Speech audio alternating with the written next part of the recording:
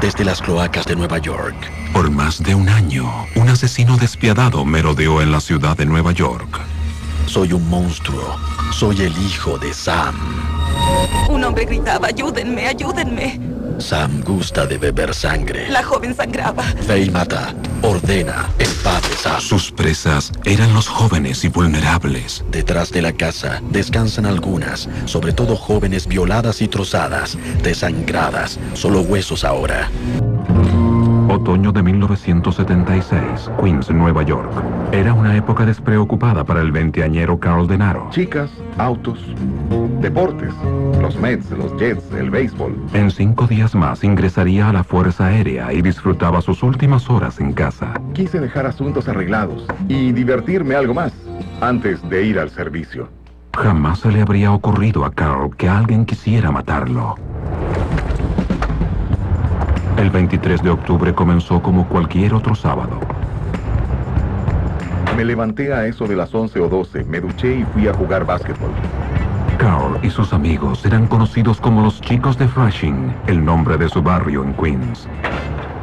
Más o menos a las 6, un amigo, Timmy, pasó por mí y fuimos juntos a un bar. El bar estaba lleno de amigos que deseaban decir a Carl adiós y buena suerte. En el grupo figuraba Rosemary Keenan. Era muy divertida, tenía grandes ojos marrón, lo recuerdo bien. Sí, empezamos a coquetear y al rato subimos a su auto y nos dirigimos a una calle oscura de la vecindad.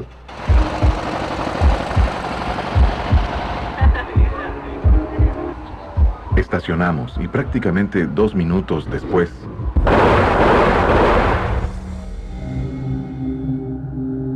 volaron trozos de vidrio. Tenía fragmentos en mi mano. Yo no escuché los disparos. No sabía que me habían baleado, aunque supe que estaba herido porque veía sangre. Rosemary estaba ilesa, pero Carl tenía un impacto de bala calibre 44 en la nuca. Su cuerpo entró en shock. Solo más tarde, en emergencia clínica, empezaría a comprender lo ocurrido. Pude escuchar a los médicos hablando de fragmentos de bala, de trocitos de metal y de vidrio. Entonces supe que estaba herido. En esos momentos, ni Carl ni la policía vieron conexión con otro asalto 3 meses antes a pocos kilómetros en el Bronx. Fue a la 1 de la madrugada. Mike Loria estaba sacando al perro de la casa a pasear. Su hija, Donna, hablaba con su amigo Jody Valenti afuera.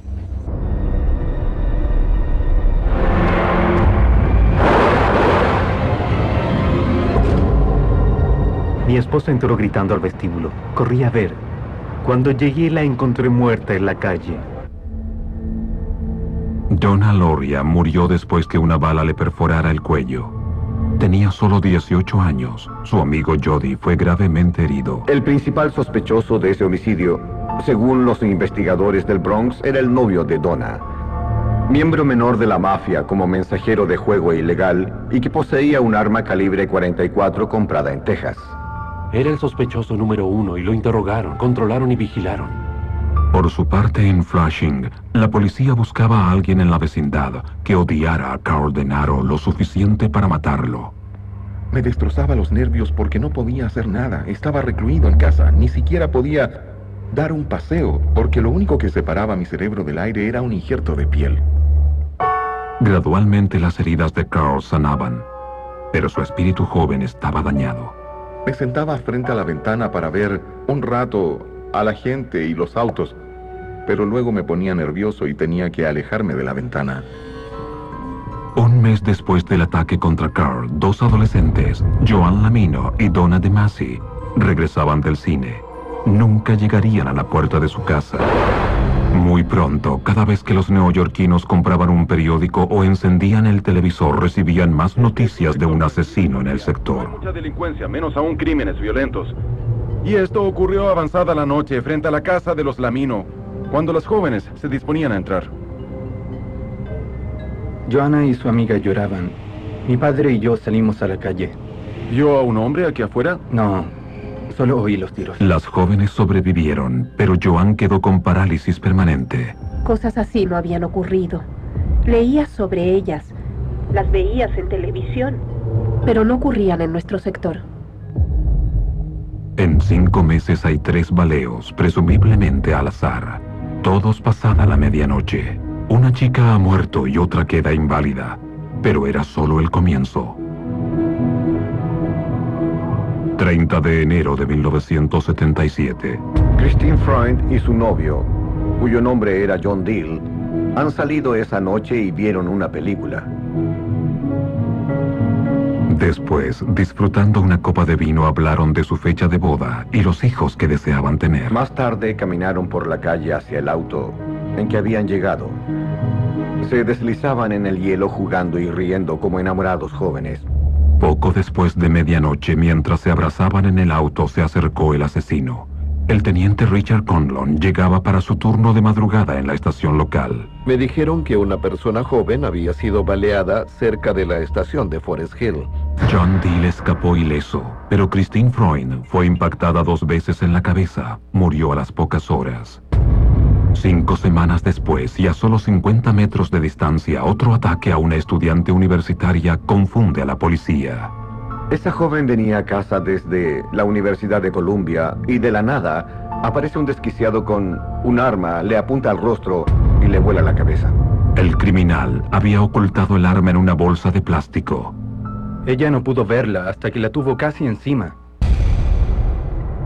Quizás presintió lo que le iba a ocurrir porque puso sus libros delante de su cara. Al ver esos libros de estudio con una perforación de bala y su rostro destrozado, me sentí tan afectado que al llegar a casa esa noche lloré de pesar. La policía buscaba un patrón común en los asesinatos, pero este último ataque era muy diferente. Buscábamos a quien operara entre medianoche y las 8. Quedamos confundidos porque el último fue a las 7:30 de la tarde. ¿Vieron a alguien sospechoso rondando el lugar a esa hora? Hubo una persona que corrió de la escena del crimen descrito como un adolescente. Algunas personas han relacionado este tiroteo con el asesinato de la señorita Freund el 30 de enero. A esta altura de nuestra investigación, no tenemos razón para creer que los casos están conectados. La evidencia balística no ha estado disponible para nosotros todavía y aún no hay información sobre eso. Uno de los problemas que hay con la identificación de armas de fuego mediante las balas es que los proyectiles suelen deformarse mucho para identificarlos. El metal se deforma cuando impacta un cuerpo y toca algo más, y eso imposibilita una comparación. Pero a veces la evidencia se oculta donde menos se piensa. La noche del ataque criminal, Carl Denaro estaba con Rosemary Keenan en el Volkswagen de ella. Poco después, ella limpiaba su auto y al quitar una vieja manta para sacudirla, cayó una bala. Recibí un mensaje del laboratorio de balística. Llamé al detective Simmons, quien me dijo: Joe, tenemos una igual. Cuando traje la evidencia a mis jefes y les dije que indicaba que estábamos ante un asesino en serie, se sobresaltaron. Me dijeron: ¿qué tratas de hacer? ¿Aterrorizar a la ciudad? En marzo de 1977, la policía de Nueva York investigaba 5 ataques sin motivo aparente. 3 personas jóvenes habían muerto y otras 4 padecían graves lesiones. El caso más reciente de Virginia Voskerichian se sumaba al desconcierto. Virginia era una estudiante destacada. No tenía novio ni enemigos. Su muerte estilo ejecución pondría a la policía en el rastro del criminal y el arma asesina. Sabemos, por los estudios balísticos, que la bala disparada por un arma determinada tiene marcas muy especiales. La bala del caso Voskerichian igualaba a la que había matado a Donna Loria. Era un revólver Charter Arms modelo Bulldog, calibre 44. Un arma que fue especialmente diseñada para agentes aéreos. 3 aviones secuestrados y casi 300 rehenes. En la década del 70 hubo una seguidilla de secuestros de aviones. Se asignó agentes de seguridad aérea para los vuelos internacionales. Tenían que portar un arma que pudiese dispararse dentro de la cabina sin causar un desastre en el avión. Los detectives iniciaron una búsqueda en todo el país por revólveres Charter Arms tipo Bulldog. Los rastreamos en todo el país. Inspeccionamos registro tras registro tras registro de todos los Bulldogs de Charter Arms. Revisamos cada uno de los inscritos. Encontraron miles de Bulldog a través de Estados Unidos. Alguien en Nueva York tenía uno y estaba usándolo con frecuencia. El asesino había atacado en 2 distritos de Nueva York, el Bronx y Queens. La policía investigó a los sobrevivientes de los ataques por la posibilidad de un patrón. Joan Lamino fue baleada en la columna y quedó paralítica de la cintura hacia abajo. Donna DeMasi y Jody Valenti están recuperándose de sus heridas. Carl Denaro también se recuperaría con la implantación de una placa metálica en su cráneo destrozado. Todas las víctimas eran muy jóvenes y todas, excepto Carl, mujeres. Carl tenía el cabello largo y estaba en el asiento de pasajero. Rosemary llevaba el cabello corto y ocupaba el asiento de conductor. Era posible que el asesino confundiera a Carl con una mujer.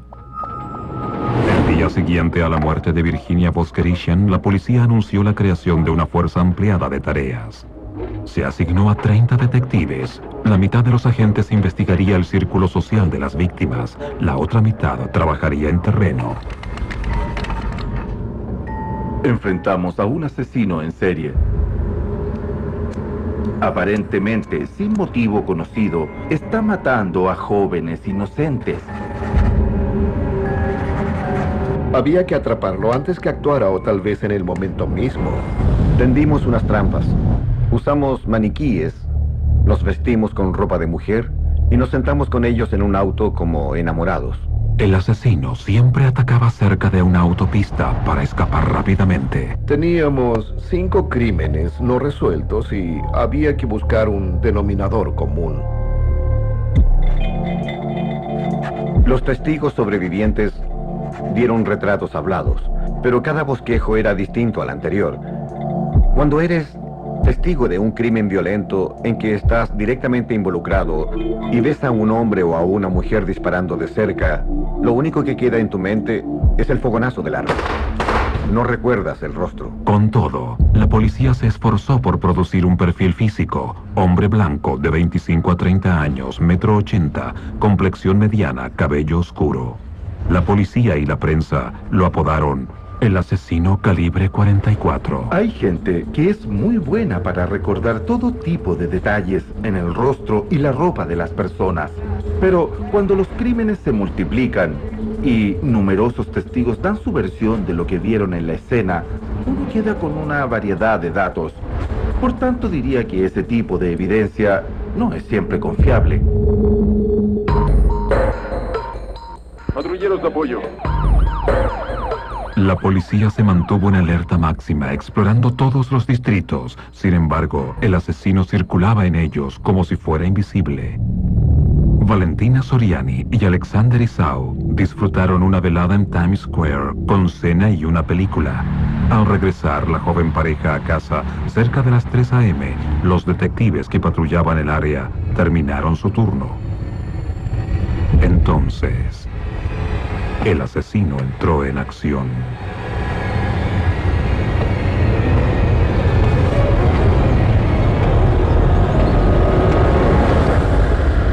Valentina Soriani murió con 2 balas calibre 44 en la cabeza. Ella llevaba un brazalete en su muñeca izquierda, que le había regalado su padre, y en la morgue se proponían cortarlo con un gran par de tijeras. El detective Coffey tenía una hija de casi la misma edad. Yo me acerqué, lo aparté y retiré correctamente el brazalete que él codiciaba y se lo entregué a su padre. El misterioso pistolero destruyó 2 vidas esa noche y literalmente desafió a la policía. En la escena del doble crimen en el Bronx de Soriani e Isao, hallaron una carta dirigida a mí. Teniente Borrelli, homicidios, Queens. Policías motociclistas fueron los primeros en llegar a la escena. Los motoristas no estaban habituados con investigaciones de homicidio. Encontraron el sobre con la carta y, por cierto, varios lo tocaron y nos obligaron a un proceso de descarte de huellas. Lamentablemente, con toda esa manipulación del documento, las huellas latentes pudieron mancharse o incluso arruinarse. Pero el equipo científico forense de Nueva York empezó a trabajar. Eran 2 páginas, hojas sueltas perforadas. Determinamos que pertenecían a un bloc de notas, Estaban escritas con grafito y luego se examinó para encontrar dactilares latentes. Debimos tomar huellas digitales de todos los policías de tráfico que habían estado en la escena, para descartar huellas y llegar a las del criminal. Después de cientos de horas de exhaustivo análisis, los científicos forenses tuvieron ante su vista huellas palmarias del asesino. Estoy muy ofendido porque usted considera que yo odio a las mujeres. No es así, pero soy un monstruo. Soy el hijo de Sam. Se acercaba el verano en Nueva York y la tensión aumentaba rápidamente. El asesino calibre 44 había extinguido ya 5 vidas jóvenes. Otras 4 lograron sobrevivir al terror. En medio de la noche, en las vecindades vacías de la ciudad, hay un sujeto de mirada enloquecida con un bulldog 44 en la mano. Había temor. La gente estaba casi en pánico. Con cada nuevo asesinato, el terror en la ciudad resultaba incontenible. Solíamos reunirnos en la puerta de nuestras casas para charlar, pero eso ya no es posible. Todos se encierran. Ahora miro sobre mi hombro en el auto. No hay que correr riesgos. Dispara a mujeres jóvenes de cabello castaño. Los salones de belleza se llenan de mujeres que quieren lucir rubias de cabello corto. Baleó a 2 de las chicas a no más de 6 calles de mi casa. Y el sector está totalmente desierto al anochecer. Conozco una joven que cubre su cabello castaño con una peluca rubia. La publicidad era increíble. Cada vez que encendías el televisor o la radio o leías un periódico, era la gran noticia. La fuerza de tarea policial se aumentó a 300 y aún no bastaba. Dígame. Unas 5.000 llamadas saturaban las líneas cada día. Nos llamaba toda clase de personas. Si no les agradaba a su vecino, lo denunciaban. Y alguien tenía que investigar. Muchos eran señalados por sus novias, sus esposas o sus padres como posibles asesinos. Entrevistamos a más de 15.000 personas. Era increíble. La policía estaba desesperada por detener al asesino y usaba cualquier medio. En mi opinión, y en la de las personas con que trabajo, había que encontrarlo y matarlo. ¿Lo discutimos entre nosotros? Sí. ¿Era política del departamento? No. Sumada al nivel de estrés, una nueva evidencia creaba una sospecha interna. Nos llegaban indicaciones de todas partes sobre que era alguien que pertenecía a la fuerza policial. Se debía a la descripción del asesino. Asumía una postura que se nos enseña en el campo de tiro. Consiste en apuntar el arma con los brazos extendidos. Cuando todo dato parecía llevar a un callejón sin salida, surgió una pista insólita. La secretaria de Jimmy Breslin había abierto una carta del asesino. Ella me llamó para decirme, tengo una carta que no me gusta, es muy siniestra. Sin duda una mente enferma. Lanzaba improperios como un volcán lanza fuego. No era un mensaje racional en absoluto. Todo era producto de una esquizofrenia brutal. Hola, desde las cloacas de Nueva York, colmadas de excremento de perro, vómito, vino rancio, orina y sangre.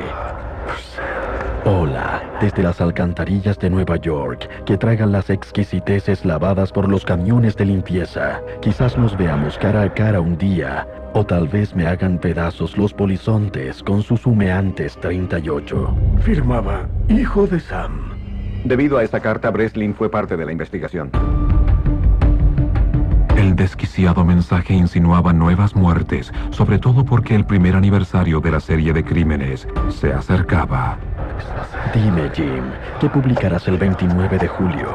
Puedes olvidarte de mí si quieres, porque no me agrada la publicidad.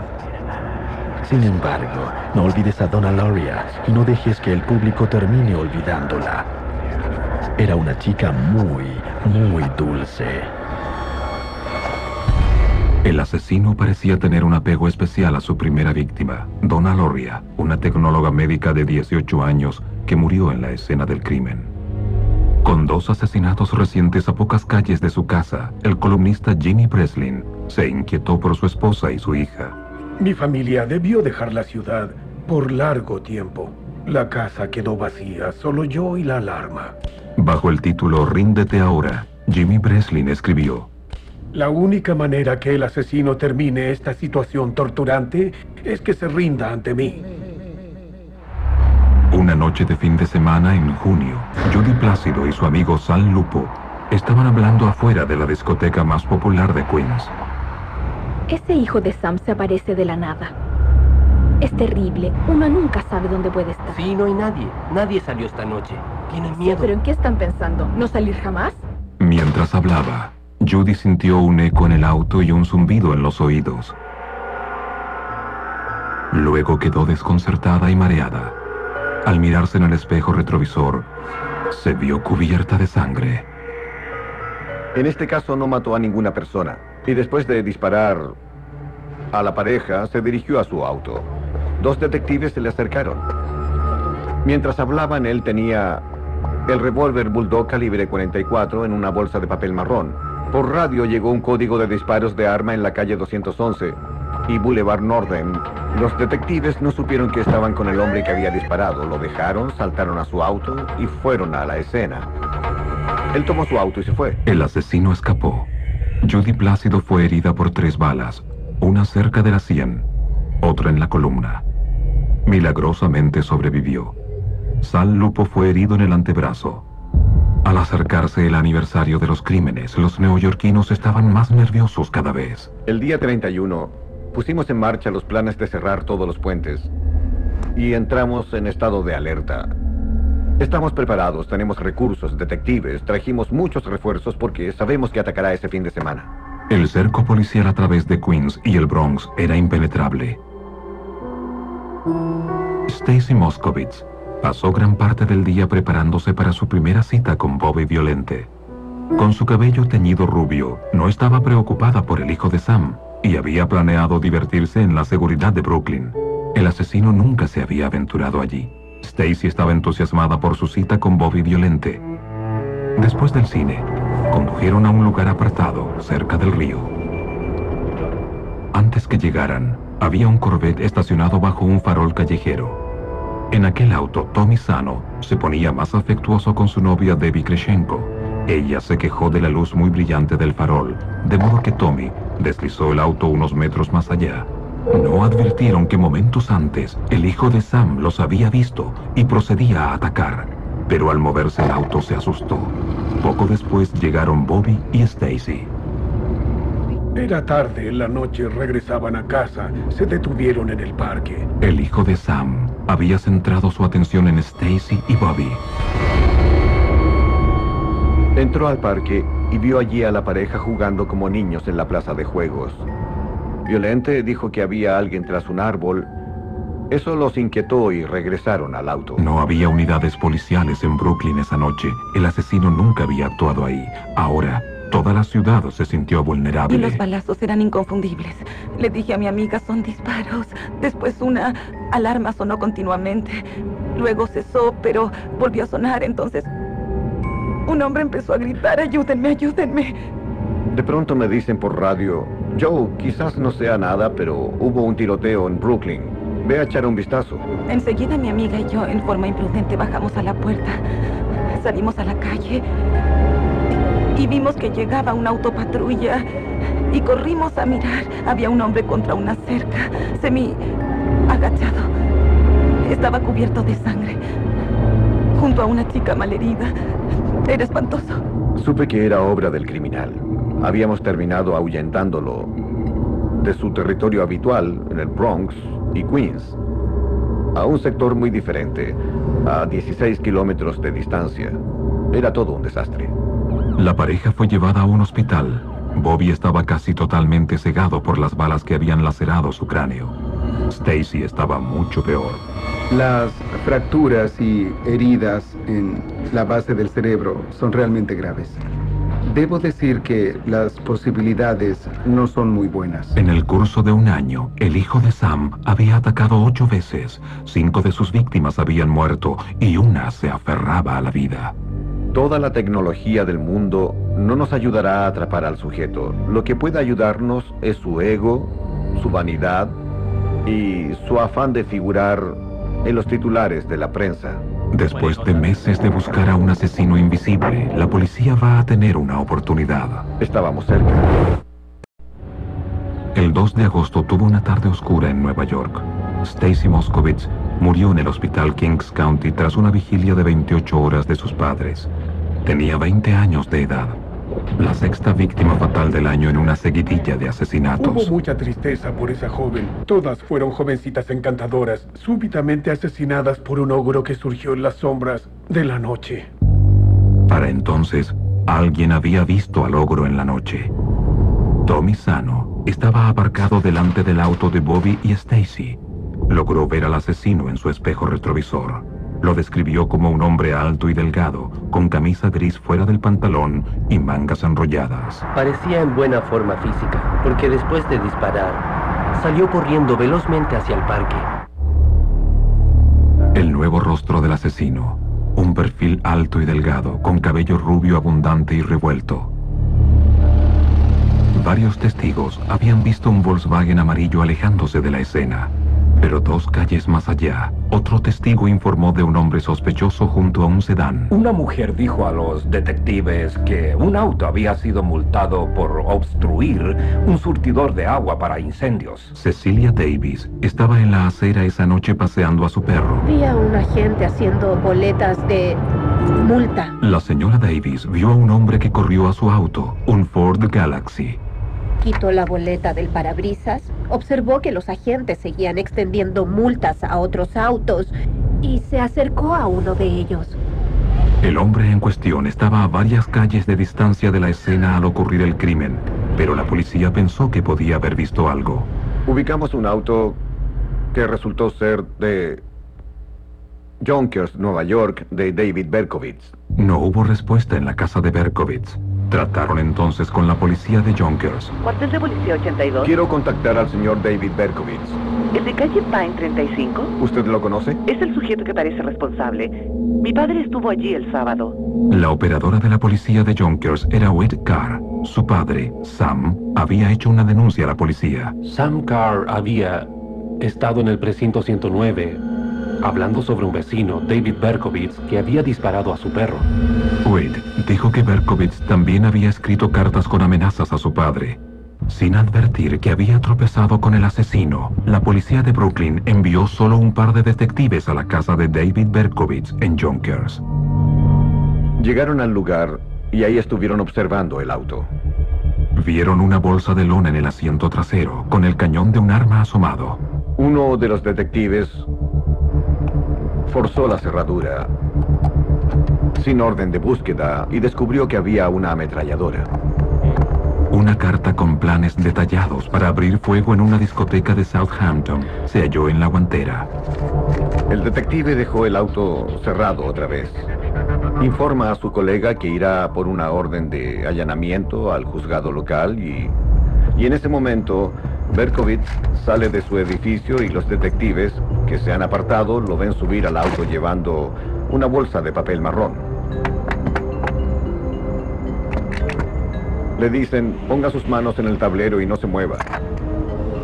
Berkowitz se vuelve y comenta, me tienen. Un agente pregunta, ¿a quién tenemos? Él añade, tienen al hijo de Sam. Al lado tiene la bolsa de papel con el arma calibre 44 que ha usado para asesinar a una serie de personas. Y fue todo. No se resistió en absoluto. Tomó todo con filosofía. Jefe Keenan, ¿qué parecido tiene él con el último retrato hablado que circuló? Tiene más parecido con el primer bosquejo. ¡A los leones! Sí. Lo capturamos el 10 de agosto de 1977.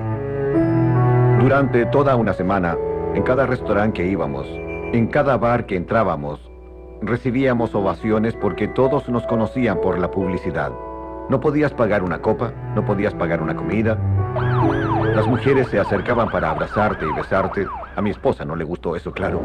Había una subametralladora con varios clips de munición y un revólver Bulldog 44 cargado. ¿El Bulldog 44? Bueno, están probándolo, pero anticipo que los resultados serán positivos.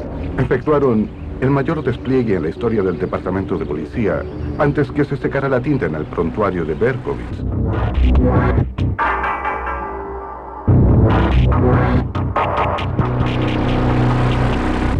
Eran las 2 de la mañana cuando me llamó por teléfono un reportero. El hombre me dijo, ¿sabes, Carl?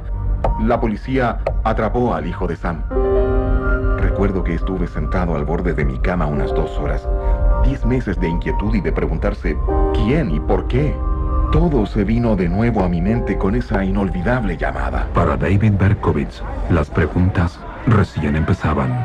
Llevaba una pregunta esencial en mi mente.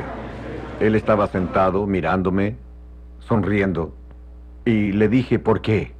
Me respondió porque tenía el afán, la urgencia de matar y debía hacerlo. Mi ego se desinfló cuando vi a David Berkowitz sentado en esa oficina. Parecía un simple muñeco. Lo trajeron con grilletes. Él habló de un perro de 2000 años.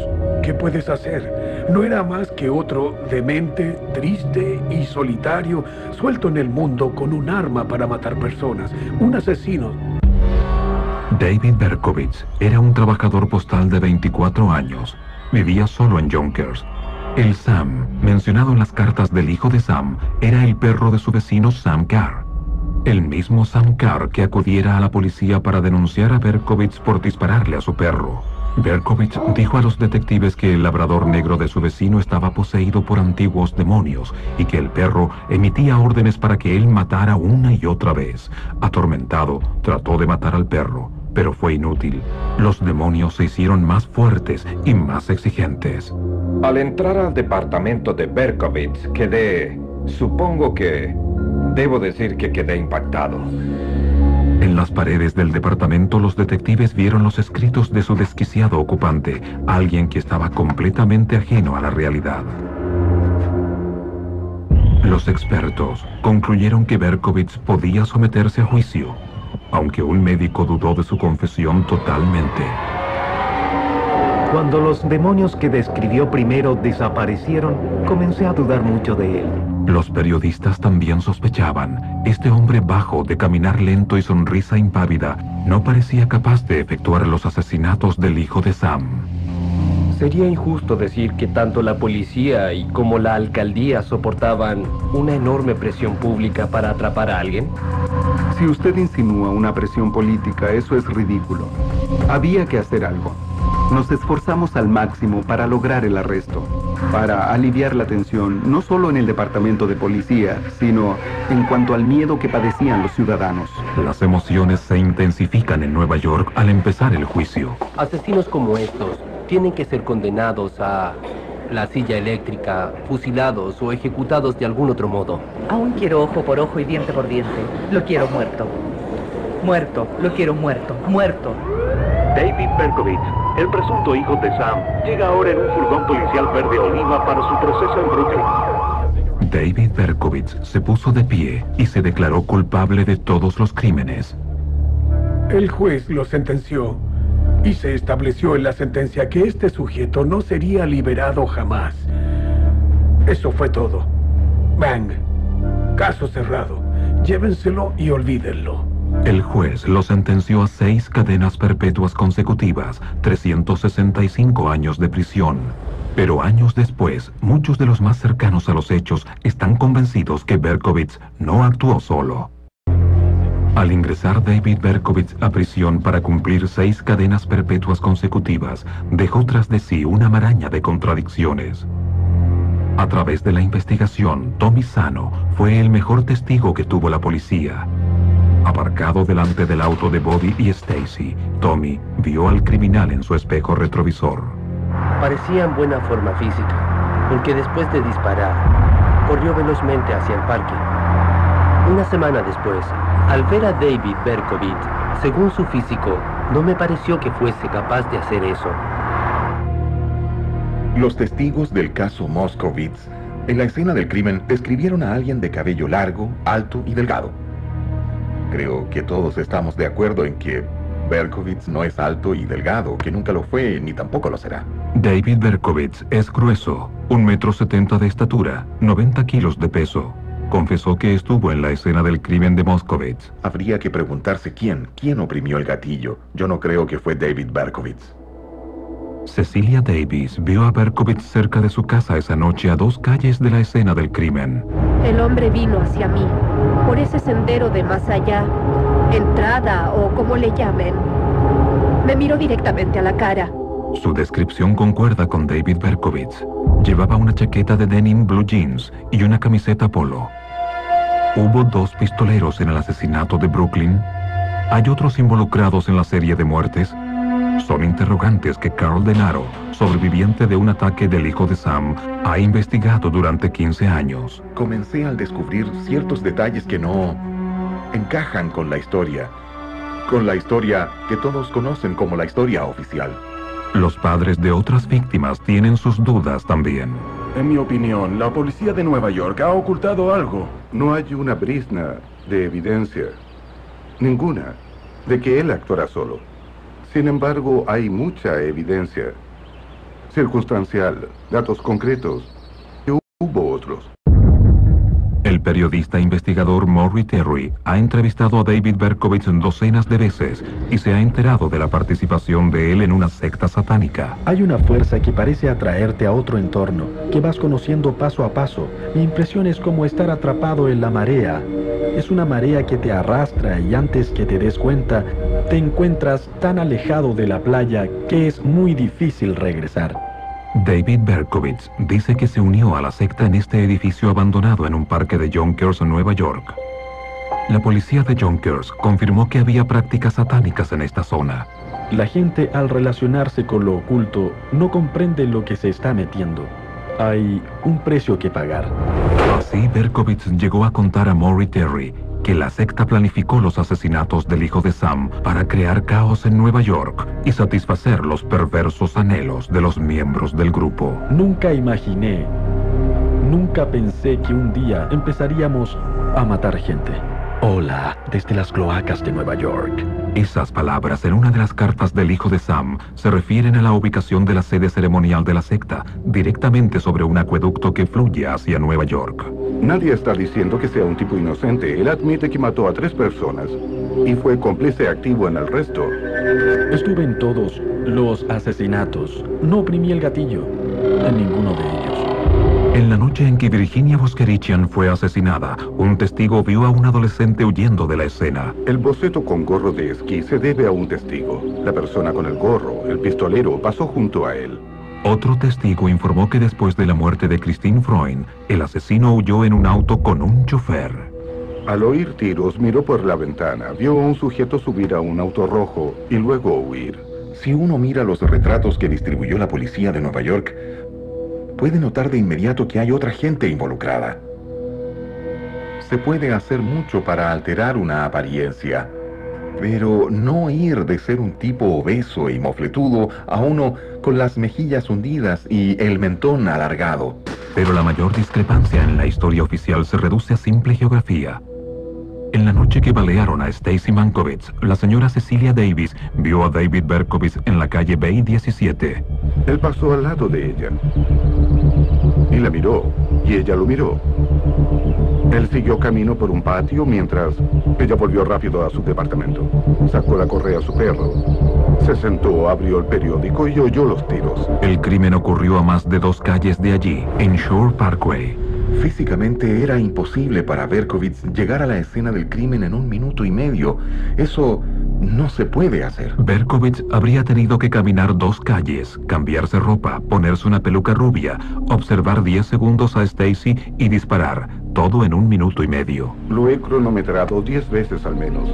No se logra. A mediados de los 90, el detective Ken Murphy de la policía de Yonkers encontró otra evidencia de conspiración. Mediante testigos y recibos, confirmó que el departamento de Berkowitz fue desocupado de muebles poco antes que llegara la policía. La mayoría de los muebles que retiraron fue llevada a otro lugar. Todo lo que estaba en las paredes era de fecha reciente, de la semana anterior. Lo que había en su agenda, su guía telefónica, era muy reciente. Maury Terry dice que fue para que Berkowitz justificara la imagen de un asesino serial enajenado y solitario. Pero los vecinos revelan algo distinto. Vieron a Berkowitz visitando esta casa con frecuencia, la casa de Sam Carr y su labrador negro. Su hija Whit había atendido la llamada que llevó a los detectives a Berkowitz. David también conoció a los hijos de Sam, Michael y John, que supuestamente pertenecieron a la misma secta satánica. En una de sus cartas, Berkowitz menciona a otro miembro como John Wetez. Ese era un apodo de John Carr. John Carr fue hallado con la mitad de la cabeza destrozada en el piso del departamento de su novia. Y justo cuando el caso comenzaba a reabrirse, Michael Carr se despeña en la carretera West Side a las 4 de la mañana más o menos. Y allí murió. El fiscal del distrito de Queens, donde ocurrieron la mayoría de los crímenes, se convenció de que Berkowitz era parte de una conspiración. Creo que David Berkowitz no actuó solo. Que, de hecho, otros cooperaron, ayudaron y encubrieron en la perpetración de los crímenes. Sin embargo, no encontró apoyo para una nueva investigación. La idea de una maquinación tras los asesinatos del hijo de Sam puede parecer exagerada, pero para quienes vivieron los hechos, tanta evidencia no debe ignorarse. Siempre presentí, desde un principio, que había algo más. Hay una secta involucrada en esto. Y por eso digo que él no está solo. No actuó solo. Teme abrir la boca. No es posible que haya sido un solo hombre. Estoy convencido en un 100% que más de un pistolero participó en los ataques del hijo de Sam. Ahora están libres en las calles. Pienso que a todos les gustaría que esa clase de gente sea juzgada. David Berkowitz necesitó 56 puntos de sutura tras un intento de suicidio en 1979. Pero hoy es un cristiano renacido y el personal de la prisión dice que es un reo modelo. Él afirma que ha abandonado el satanismo que una vez cultivó, pero que teme que los seguidores de la secta aún estén presentes. Son muy peligrosos. Pienso que están más refinados, más ocultos. Tienen sus propios escondites ahora. Posiblemente posean sus propias funerarias para fines rituales, eliminación de cadáveres y demás. Cuando se enteran que las fuerzas policiales se interesan en cualquier cosa que ellos hagan, sean lo que fuere, se las arreglan para esfumarse.